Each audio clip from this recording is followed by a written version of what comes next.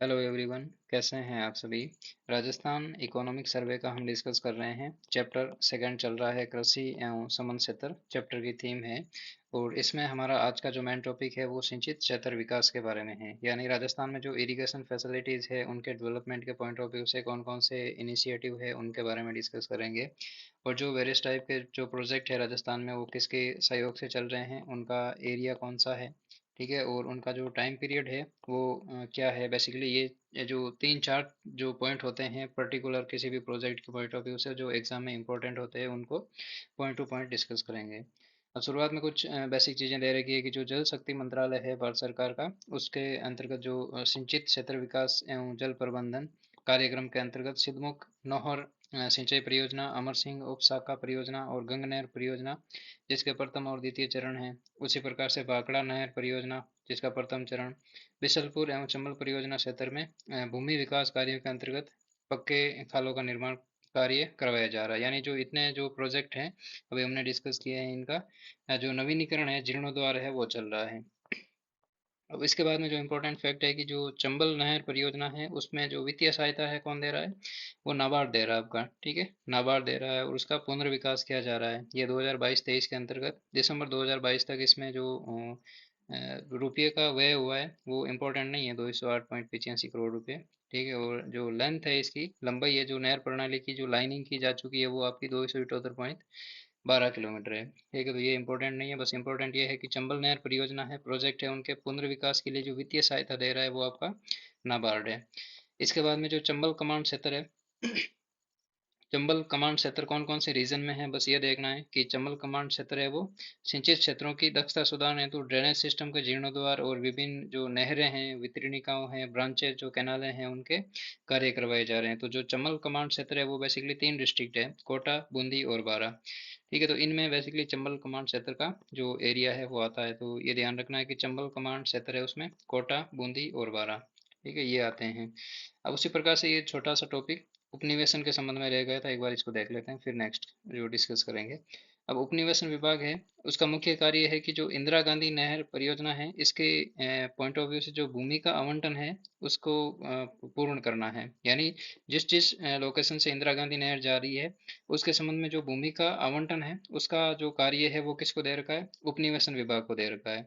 और उपनिवेशन जो उपनिवेशन विभाग है इसके द्वारा आरंभ से यानी नवंबर 2022 तक, प्रेजेंट शुरुआत से 2022 तक जो टोटल लैंड है वो 14.70 लाख हेक्टेयर भूमि का आवंटन किया जा चुका है, यानी इसके उपनिवेशन विभाग के द्वारा किया गया है, ठीक है। तो ये इंपॉर्टेंट है, थोड़ा ध्यान रखना कि जो एग्जाम में क्वेश्चन ऐसे पुटअप हो सकते हैं कि इंदिरा गांधी नहर परियोजना के जो भूमि आवंटन के संबंध में जो कार्य है वो कौन कर रहा है।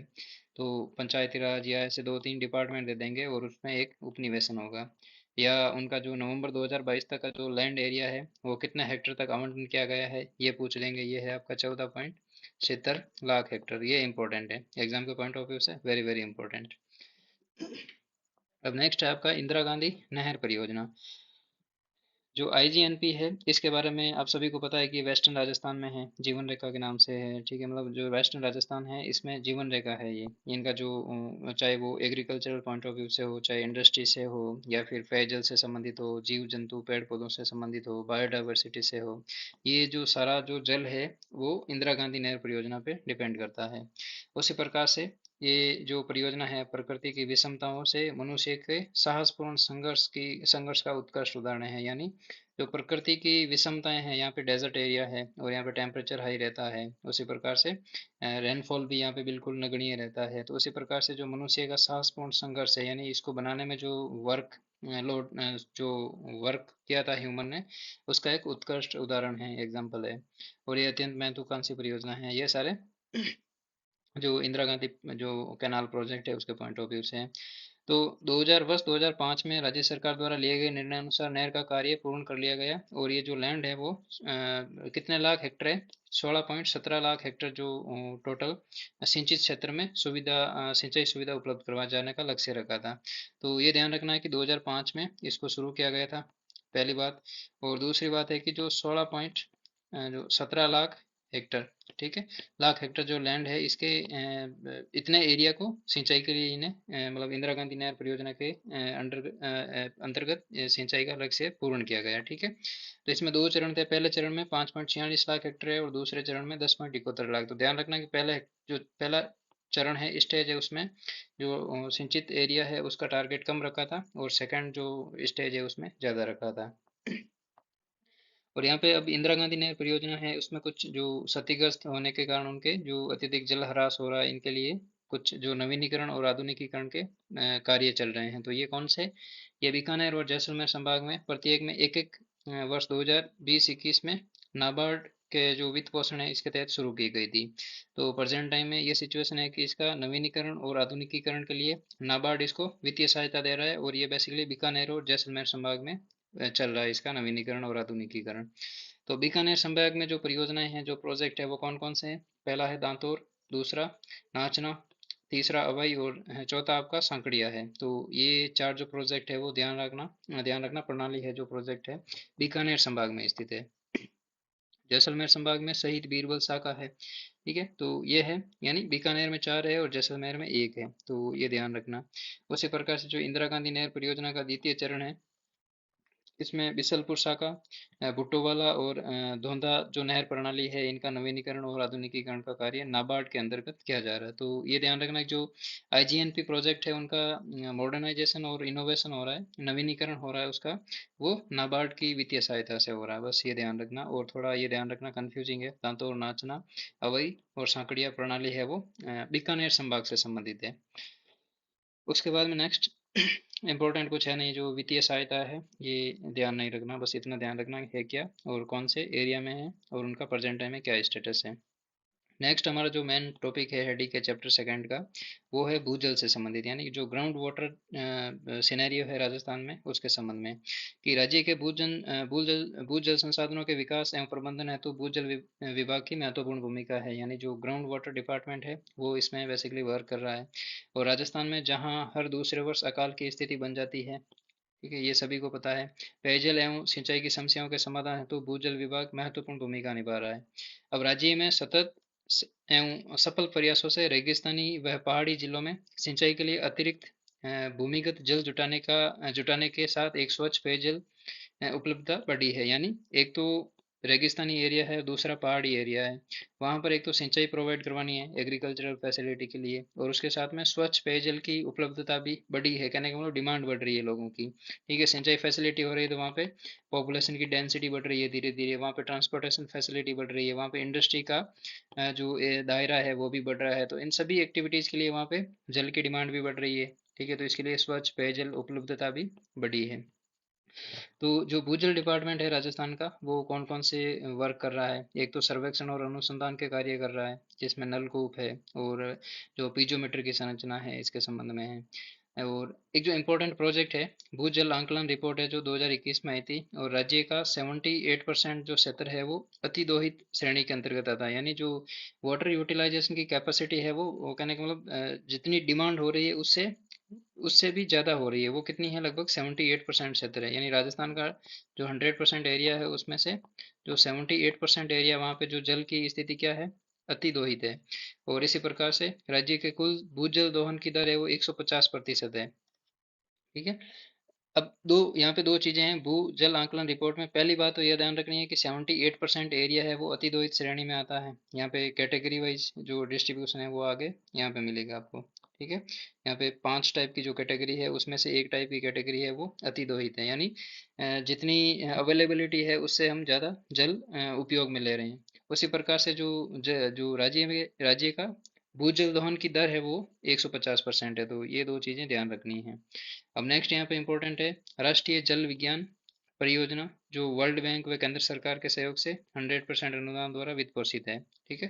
तो इसमें जो राष्ट्रीय जल विज्ञान परियोजना है वो किसकी है, वो केंद्र सरकार की है और वर्ल्ड बैंक इसमें सहयोग कर रहा है, तो इनकी जो 100% अनुदान है वो इन दो से आता है, विश्व बैंक और केंद्र सरकार से आता है। और इस परियोजना की अवधि है वो 2016 से लेके 2000 24 तक है, ये बात इंपॉर्टेंट है, ध्यान रखना। उसी प्रकार से जो नोडल विभाग है वो जल संसाधन विभाग है, और राजस्थान में जो भूजल विभाग है इसका सहयोगी है। ठीक है, तो ये दो चीजें ध्यान रखनी है। यानी राष्ट्रीय जल विज्ञान परियोजना है वो वर्ल्ड बैंक और केंद्र सरकार के सहयोग से चल रही है, और इसका जो टाइमलाइन है वो 2016 से 24 के बीच में है। और इसका नोडल विभाग है वो जल संसाधन विभाग है, और राजस्थान का जो भूजल विभाग है वो इसका सहयोगी विभाग है। तो ये दो चीजें, तीन चीजें ध्यान रखनी है। उसके बाद में नेक्स्ट है भूजल संसाधनों का आकलन, यानी जो ग्राउंड वाटर रिसोर्सेज है राजस्थान में, उनका जो असेसमेंट है वो किस टाइप से है उसको देखते हैं एक बार। भूजल संसाधनों का आकलन एक सतत प्रक्रिया है, यानी ये कंटिन्यूअस प्रोसेस है, चलता रहता है, रुकता नहीं है कभी भी। ठीक है, उसी प्रकार से जो प्रत्येक 3 वर्ष के अंतराल से किया जाता है, यानी ये तो एक कंटिन्यूअस प्रोसेस है जो प्रत्येक 3 साल बाद में किया जाता है। उसी प्रकार से ये फैक्चुअल चीजें इंपॉर्टेंट है, एग्जाम के पॉइंट ऑफ व्यू से पूछ सकते हैं।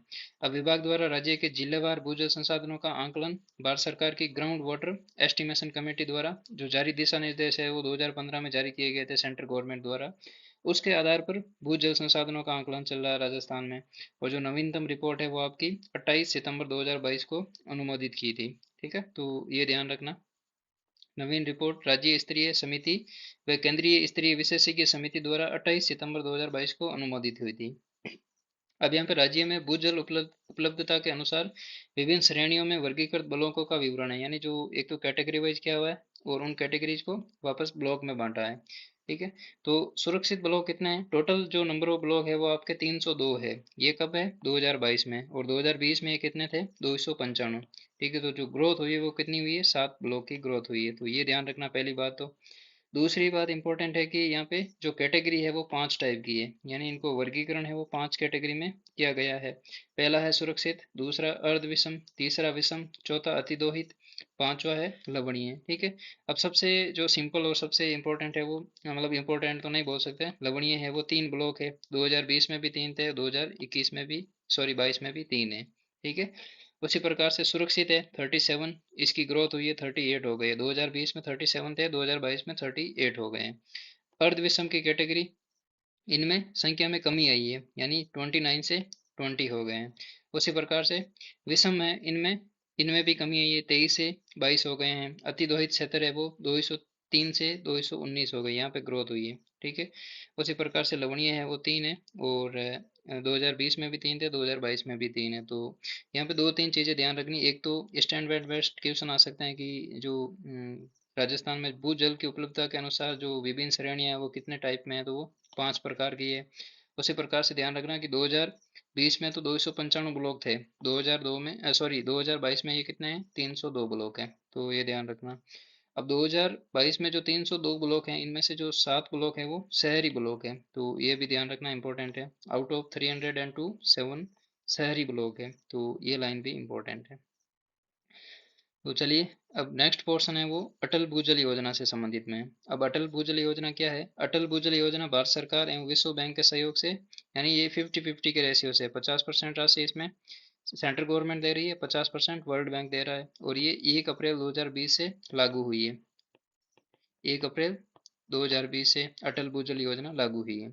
अब इससे पहले एक और प्रोजेक्ट था जो भारत सरकार और विश्व बैंक के सहयोग से था, वो आपका राष्ट्रीय जल विज्ञान परियोजना थी। राष्ट्रीय जल विज्ञान परियोजना, इसका जो लक्ष्य है, अवधि है, वो 2016 से 2024 के बीच में है। ठीक है, अब यहाँ पे अटल भूजल योजना वर्ल्ड बैंक और स्टेट जो सेंट्रल गवर्नमेंट है उसके सहयोग से 50-50 के रेशियो में वित्तीय सहयोग हो रहा है, और ये 1 अप्रैल 2020 से शुरू की गई थी। और इसका नोडल विभाग कौन है, ये आपका भूजल विभाग है। ठीक है, जो अभी हमने पढ़ी थी ना राष्ट्रीय जल विज्ञान परियोजना, इसमें जो भूजल विभाग है वो सहयोगी था। ठीक है, तो ये थोड़ा ध्यान रखना। उसी प्रकार से योजना 5 वर्षों के लिए है, 2020-21 से 24-25 तक के लिए ये प्रोजेक्ट है अटल भूजल योजना। और इसमें जो राशि है वो 5 वर्षों के लिए 1199.65 करोड़, ये इतनी इंपॉर्टेंट नहीं है। और परियोजना है तो राज्य के 17 जिले यानी टोटल 17 डिस्ट्रिक्ट है, और उनके 38 जो पंचायत समितियां हैं उनके 1139 गाँव हैं, इनको चिन्हित किया गया है, तो ये थोड़ा सा इंपॉर्टेंट है। ठीक है, 17 डिस्ट्रिक्ट है, 38 पंचायत समितियां, 1139 गाँव हैं, तो ये देख लेना। ये ज़्यादा इंपॉर्टेंट नहीं है। एक तो वर्ल्ड बैंक का ध्यान रखना 1 अप्रैल 2022 का, और नोडल डिपार्टमेंट कौन सा है वो ध्यान रखना है, और इसकी अवधि क्या है वो ध्यान रखनी है। ठीक है, तो अब यहाँ पे कंपेरेटिव एक बार देख लेते हैं वापस। एक तो राष्ट्रीय जल विज्ञान परियोजना है। अब राष्ट्रीय जल विज्ञान परियोजना की जो इसमें वर्ल्ड बैंक है और इसमें भी वर्ल्ड बैंक है, उसी प्रकार से इसमें जो 100% अनुदान है, ये में भी हो सकता है कि ये वर्ल्ड बैंक से हो रहा हो, ठीक है, या स्टेट को मिल रहा हो 100% अनुदान, वो इन दोनों से मिल रहा हो, ठीक है। अब इनकी अवधि क्या है? राष्ट्रीय जल विज्ञान प्रोजेक्ट है, उनकी अवधि है 2016 से 2024 के बीच में। और अटल भूजल योजना है, इसकी अवधि क्या है? ये आपकी 2020-21 2020-21 से 2024-25 के बीच में है, ठीक है। और उसी प्रकार से इसको अटल भूजल योजना है, इसकी शुरुआत कब हुई थी? 1 अप्रैल 2020 को शुरू हुई थी, और ये प्रोजेक्ट आपका 2016 को शुरू हुआ था, ठीक है। तो ये दो तीन जो बेसिक जो कॉमन इंफॉर्मेशन है वो थोड़ी देखनी है। अब नेक्स्ट है आपका, ये 2020-21 से 2024-25 तक के लिए है, और 17 जिले, 38 पंचायत समितियां और 1139 ग्राम पंचायत है। अब नेक्स्ट आपका जल ग्रहण विकास है। जो कैचमेंट एरिया डेवलपमेंट के संबंध में जो राजस्थान में स्थिति है, वो क्या है कि राजस्थान क्षेत्रफल की दृष्टि से सबसे बड़ा है, और जो कुल भौगोलिक क्षेत्रफल है उसका 10.40% शहर है राजस्थान के पास में। और राज्य के क्षेत्रफल में से 101 लाख हेक्टेयर भूमि बंजर है, यानी राज्य का जो टोटल एरिया है उसमें से 101 लाख हेक्टेयर भूमि बंजर है। उसी प्रकार से जबकि राज्य के कुल स्रोतों से उपलब्ध जल की मात्रा 1.16% है, ठीक है।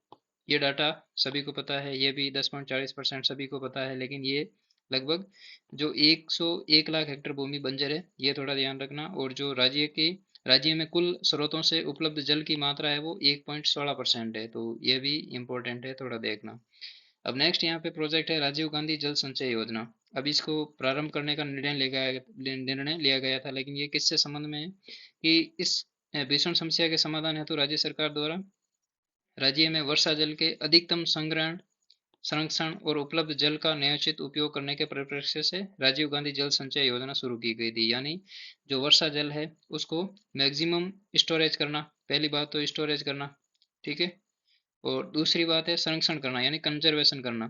और तीसरी बात है उपलब्ध जल का न्यायोचित उपयोग करना, यानी जो जुडिशियल वे में इसको डिस्ट्रीब्यूट करना लोगों में, कि ऐसा नहीं है कि किसी एक पर्टिकुलर कॉलोनी या एरिया है उसको मैक्सिमम जो वाटर कैपेसिटी है उसको उस तरफ बहा दिया, और दूसरी तरफ कहने का मतलब सूखा या अकाल टाइप की सिचुएशन हो गई। अब यहाँ पे राजीव गांधी जल संचय योजना है, इसके अंतर्गत राज्य में संचालित विभिन्न केंद्रीय और राज्य योजनाओं में उपलब्ध वित्तीय संसाधनों का प्रभावी जो कन्वर्जेंस है उसके संबंध में, और विभिन्न लाइनों विभागों के संबंध में, यानी जो एडमिनिस्ट्रेटिव पॉइंट ऑफ व्यू से और फाइनेंशियल पॉइंट ऑफ व्यू से जो एफिशिएंसी है उसके पॉइंट ऑफ व्यू में बात की गई है, ठीक है। अब नेक्स्ट यहाँ पे राजीव गांधी जल संचय योजना का जो प्रथम चरण है उसका सूत्रपात हुआ था आपका 20 अगस्त 2019 को, और ये राज्य के 33 जिलों के सभी 295 ब्लॉक में लगभग जो 3931 गांव है इनमें किया जा रहा है। यानी इसकी जो शुरुआत है वो 20 अगस्त 2019 को हुई थी फर्स्ट स्टेज की, ठीक है। अब सेकंड स्टेज की बात करें, द्वितीय चरण की बात करें, तो ये शुरू हुआ था 1 सितंबर आपका 2022 में, ठीक है। तो जो राजीव गांधी जल संचय योजना है इनके दो चरण है, ठीक है। एक तो आपका फर्स्ट और दूसरा सेकंड है। अब जो फर्स्ट चरण है उसकी शुरुआत कब हुई थी? 20 अगस्त 2020 को, नहीं 19 को, ठीक है, 2019 को हुई थी। वहीं पे सेकंड जो स्टेज है इसकी शुरुआत कब हुई थी? 1 सितंबर 2022 को हुई थी। तो ये बेसिक डिफरेंस है। और जो फर्स्ट स्टेज है इसमें तीन जो 33 डिस्ट्रिक्ट है वो सारे इंक्लूड थे, सेकंड में भी 33 जो सारे डिस्ट्रिक्ट है इंक्लूड है, लेकिन जो ब्लॉक की जो नंबर ऑफ ब्लॉक है इनकी संख्या बढ़ गई है। तो फर्स्ट चरण में जो नंबर ऑफ ब्लॉक थे वो 295 थे, और सेकंड स्टेज में ये जो नंबर ऑफ ब्लॉक है वो 352 हो गए। तो एक ये चीज़ ध्यान रखना है। और जो 4500 गांव है, यानी इसमें सेकंड स्टेज में 4500 हो गए थे ग्रामों की संख्या, और जो फर्स्ट स्टेज था उसमें 3941 ग्राम थे। तो ये थोड़ा डिफरेंस, ये इंपॉर्टेंट है ब्लॉक वाला, ठीक है। और दूसरा ये जो डेट है इसको थोड़ा ध्यान रखना है। अब यहाँ पे जो 20 लाख हेक्टेयर क्षेत्र में किया गया, यानी जो जो इस राजीव गांधी जल संचय योजना का दायरा है वो 20 लाख हेक्टेयर क्षेत्र का है। नेक्स्ट आपकी कृषि प्रधानमंत्री कृषि सिंचाई योजना। अब प्रधानमंत्री कृषि सिंचाई योजना है, उसका जो फर्स्ट पार्ट है वो आपका जो सेंटर और स्टेट का शेयर है वो 60 और 40 है, यानी 60% सेंट्रल गवर्नमेंट और 40% स्टेट गवर्नमेंट का जो भी वित्तीय रहेगा, मतलब बजट रहेगा उसका 60-40 का रेशियो में खर्च करेंगे। अब प्रधानमंत्री कृषि सिंचाई योजना, उसका जो सेकंड पार्ट है वो भारत सरकार द्वारा प्रारंभ की गई है और मार्च 2022 में इसका जो बजट है वो 1857 करोड़ की लागत से 7.50 लाख हेक्टेयर भूमि उपचारित करने की जो 145 परियोजना है उनको मंजूरी दी गई है। तो जो ये ध्यान रखना कि प्रधानमंत्री कृषि सिंचाई योजना का सेकंड पार्ट है, उसमें टोटल जो भूमि उपचारित करने का जो टारगेट रखा था वो कितना है, 7.50 लाख हेक्टेयर। ठीक है, तो ये इम्पोर्टेंट है। सो मेक श्योर कि ये सारी चीज़ें आपको लगभग अच्छे से समझ में आ गई, चीज़ें फैक्चुअल है, यानी लाइन टू लाइन पढ़ने का कोई मतलब नहीं है, पोर्शन ज़्यादा लंबा खींच जाएगा। इसमें जो फैक्चुअल चीज़ें हैं और जो एग्जाम में क्वेश्चन बनने की पॉसिबिलिटी है उसके पॉइंट ऑफ व्यू से चीज़ें अच्छे से एक बार डिस्कस कर लेते हैं। ठीक है, कंपेरेटिव जो स्टडी है, जैसे फॉर एग्जाम्पल यहाँ पे दो प्रोजेक्ट है जो वर्ल्ड बैंक के सहयोग से चल रहे थे, एक तो आपका राष्ट्रीय जल विज्ञान परियोजना और दूसरा आपका अटल भूजल योजना। तो एक बार इसको देख लिया, तो जो राष्ट्रीय जल विज्ञान परियोजना है वो वर्ल्ड बैंक के सहयोग से 2016 से 24 तक की अवधि के लिए चल रही है।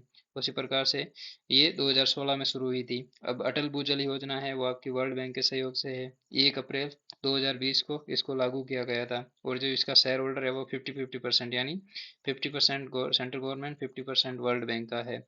अब यहाँ पे जो 100% की बात हो रही है ये विश्व बैंक और केंद्र सरकार है वो स्टेट को देगी। ठीक है, उसी प्रकार से नेक्स्ट यहाँ पे जो अटल भूजल योजना है इसकी अवधि आपकी 2020-24 से 2020-21 है यहाँ पे। ठीक है, 24 नहीं है, यहाँ पे 21 है, 20-21 से 2020-21 से आपकी 24-25 तक है। तो ये थोड़ा सा यहाँ पे करेक्शन कर लेना एक बार वापस।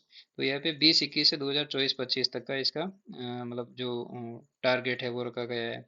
दूसरा यहाँ पे जो राजीव गांधी जल संचय योजना है इसका फर्स्ट स्टेज है वो 2019 में शुरू हुआ था 20 अगस्त को। उसी प्रकार से सेकंड स्टेज है वो 1 सितंबर 2022 को शुरू हुआ था। 33 डिस्ट्रिक्ट दोनों में है और जो नंबर ऑफ ब्लॉक है वो बड़े हैं। फर्स्ट स्टेज में 295 थे, सेकंड स्टेज में 352 हो गए हैं। और जो नंबर ऑफ ग्राम है वो भी कभी कभी पूछ लेते हैं, यहाँ पे जो एब्सोल्यूट नंबर है यानी 4500 है लगभग। ठीक है, तो ये इंपॉर्टेंट है। तो ये पूछ लेंगे, एक तो ब्लॉक की संख्या पूछ सकते हैं और एक जो ग्रामों की संख्या है वो पूछ सकते हैं। तो इतने जो डीप डाटा है वो भी पूछ लेते हैं एक एग्जाम में। जो नंबर ऑफ ट्यूबलाइट है राजस्थान में किसी प्रोजेक्ट के तहत में नेक्स्ट पढ़ेंगे हम, कितनी लगाई की थी उनकी संख्या पूछी हुई है। तो जो ग्राम की संख्या है वो तो जो एडमिनिस्ट्रेटिव डाटा होता है वो इम्पोर्टेंट होता है, तो ये ध्यान रखना थोड़ा। ठीक है, चलिए आज के सेशन में इतना ही रखते हैं। नेक्स्ट हम जो राज्य भंडारण निगम है इसके संबंध में और जो भी नेक्स्ट हमारा जो पोर्शन है पशुपालन से संबंधित ये सारी चीज़ें डिस्कस करेंगे। So thank you.